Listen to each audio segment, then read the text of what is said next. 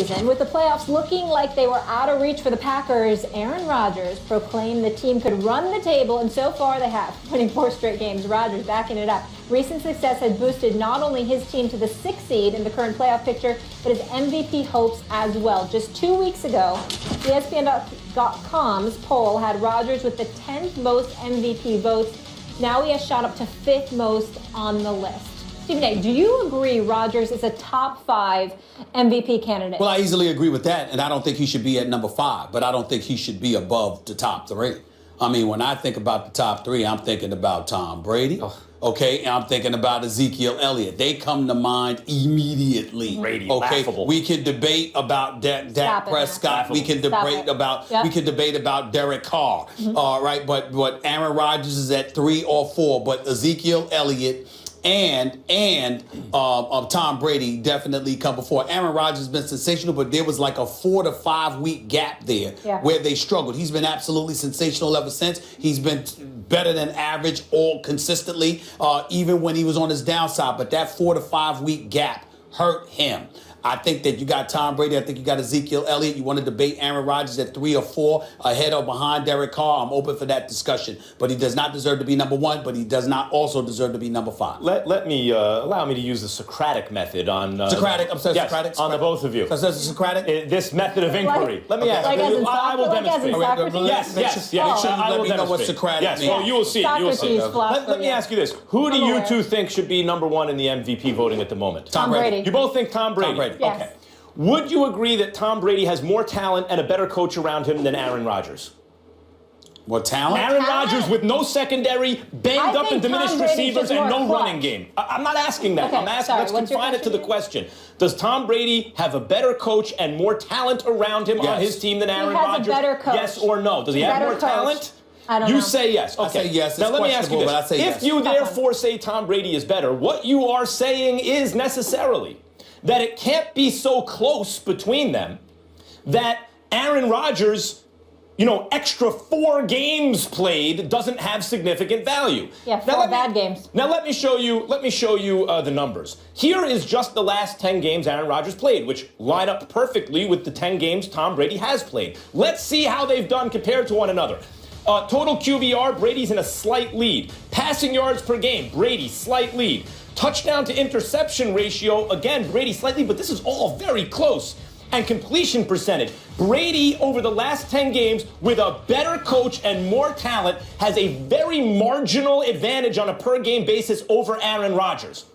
And you think he should win MVP, but Aaron Rodgers has 4 games more value than Tom Brady. Drop the mic. That conversation is over. Better talent, Chris Hogan. I'm going to tell you why we don't drop the mic. Because once again, Mr. Beetlejuice himself is going by numbers instead of watching the games. And let me tell you something right now. Here's the deal. You go ask Weezy about that one. I am going to ask him that. Listen, man, George Jefferson, I'm proud. I'm almost 50. I'm proud of it. I'm trying to tell you right now, I wish I could go ball. But Weezy's coming, George Jefferson. I'll do Chicken George if you want me to. Don't bother me. Here's the deal, man.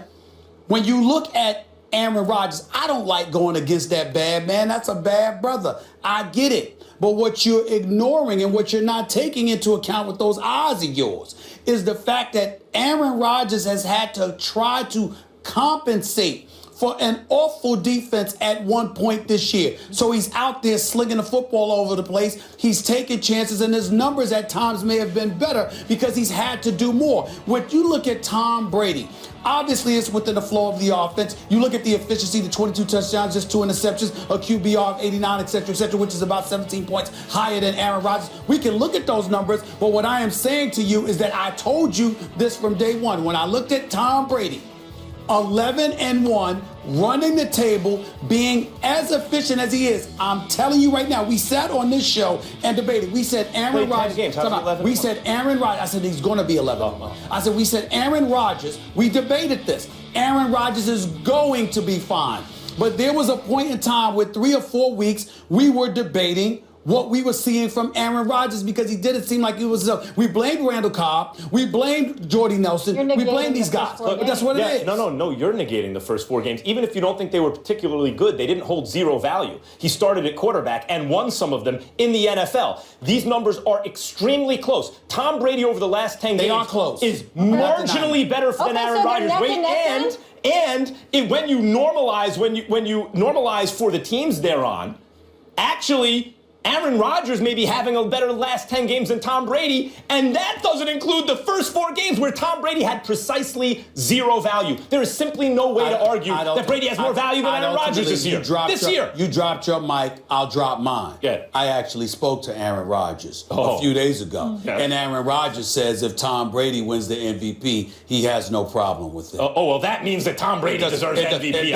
It does carry a little bit of weight. It does carry a little bit of weight. It certainly does. I'm just saying, one guy played 4 more games. He's so emotional about this. It's not everything, but it does say something. Aaron, let me handle this argument for you from now on. Don't be giving away the story. Let's go from the greatest coach in football, and Bill Belichick, to the greatest college football coach. So this week we saw several college football stars like Christian McCaffrey, Leonard Fournette announce they wouldn't be playing in their bowl game so they can prepare for the NFL draft. This prompted Alabama head coach Nick Saban, Stephen A's favorite, to speak out against the new playoff format, saying it takes the value out of the smaller bowl games. Take a listen.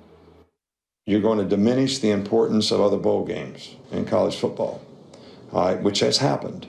That has happened. All anybody talks about is the playoffs. All right, we have a whole bunch of other bowl games that, you know, people don't think are all that important.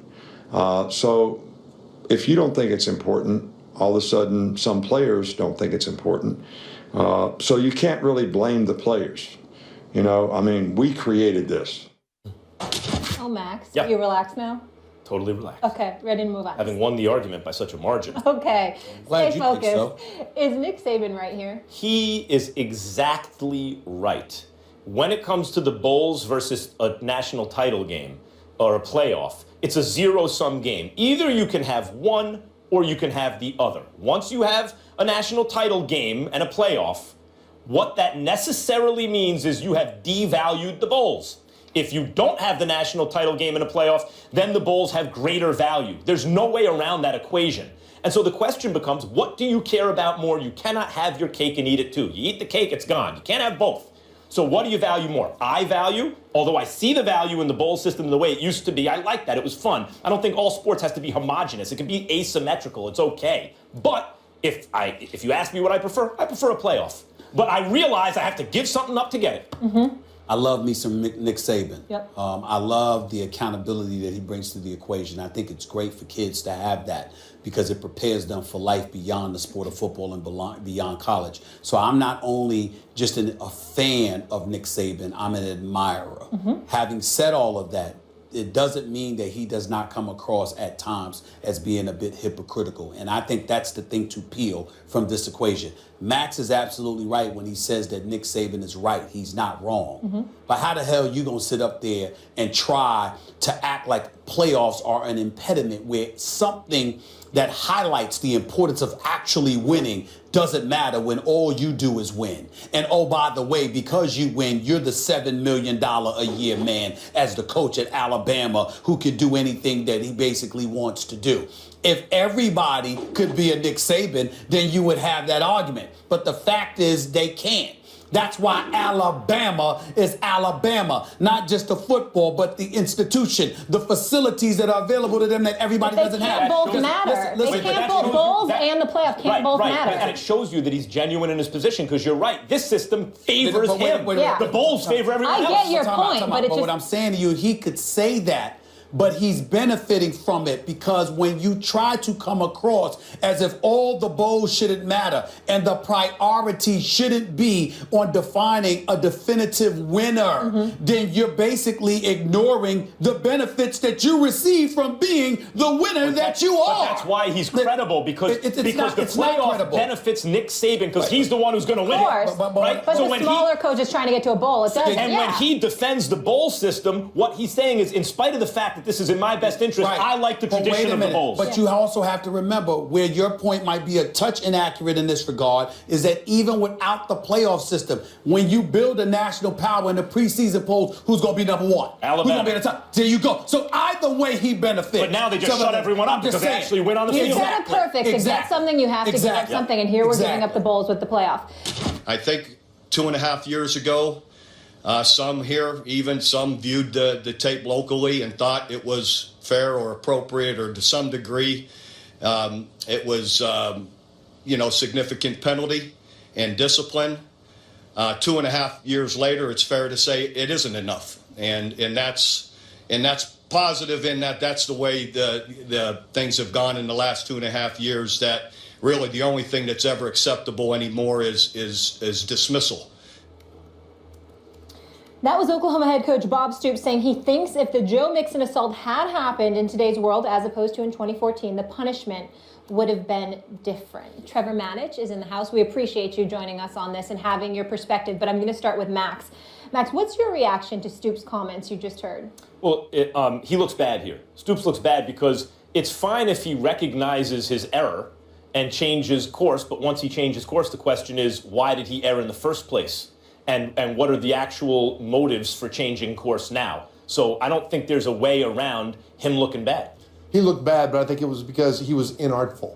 Because I think what he was really trying to say, and what he did say at a different point in that 21 minutes, is that today the second chances that might have been available 2.5 years ago aren't available now, partly because of the Ray Rice video. If the Mixon video had come out 2.5 years ago, that would have been the Ray Rice video. Then you look at Baylor and things that you can't come back from.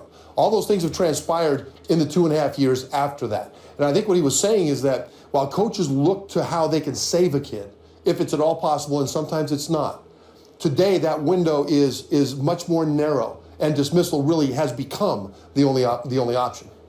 Let me say this, and we'll get into this a little bit further. I didn't really have much of a problem with anything that Stoops said. I don't think the problem needs to be aimed in his direction for anything he articulated. I think the real problem emanating from his words is the indictment against our society that exists. He just illuminated it and highlighted it. When he talks about what would have been the case a couple of years ago compared to now, that's not an indictment against him. It's an indictment against us. This happened a couple of years ago. What happens? Mixon gets suspended for the year. The NFL at the same time, because the Ray Rice situation happened around that same time.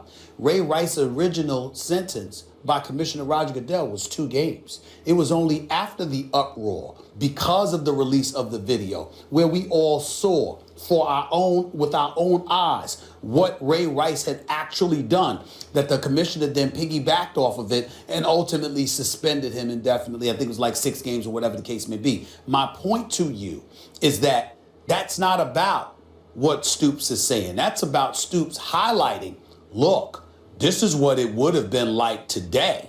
If this had happened today and we had to make this decision today, things might have been far more severe, because back then we were a bit too lenient. All of us were. The National Organization for Women and other women's rights organizations. What is their battle cry? What is it that they're saying, Molly? What they're saying is that you guys, you folks, have not paid nearly enough attention to this, which is why when the Ray Rice situation came down, what happened? Everybody came out, and all of a sudden you saw USA Today with articles highlighting Roger Goodell the day he took office and the cases that came before him and the leniency that he had exercised and how the NFL needed to address this and how big and poignant of a problem this was, because we didn't address it with the fervor and the tenacity that it deserved. And that's what I took from what Stoops was saying yesterday. Stephen A., that's fair. Let me preface what I'm about to say by the fact that I think I understand the situation as well as a man can. Okay. When I was a small boy, I saw my mom beaten and bruised, and I was helpless to do anything about it. Imagine seeing it now. So when I heard about what Mixon had done, without the video, my first reaction was fury, because I had seen it. I didn't have to imagine it academically like a written description would be. And I think the video coming out makes it real to people, and that's good, because all of a sudden now it's no longer academic, it's visceral. And I think it's not just good for the way we treat these kinds of situations, it's good for young men to actually see the ramifications of it. Because when they're in the heat of the moment, they're thinking whatever they're thinking, and I'm the alpha man, and all of a sudden now in the back of their mind is, hey, this is ugly, and the results are ugly. And we all agree with that. I think where we have a disagreement is in how Bob Stoops handled it back then. Because back then, he thought like a coach thinks, which is, I promised the parents of this kid, Joe Mixon, that I would treat him like my own son. The ugly incident happened. It was ugly. Is it something that can be come back from? Stoops thought yes, because this was a guy that was a good kid in Stoops' mind who made a bad mistake. He wasn't a bad kid who did something you would expect. He didn't just sit him out for a year. He made him go through a long series of steps with zero margin for error for Mixon and made him earn his way back. And Mixon's a better young man for it.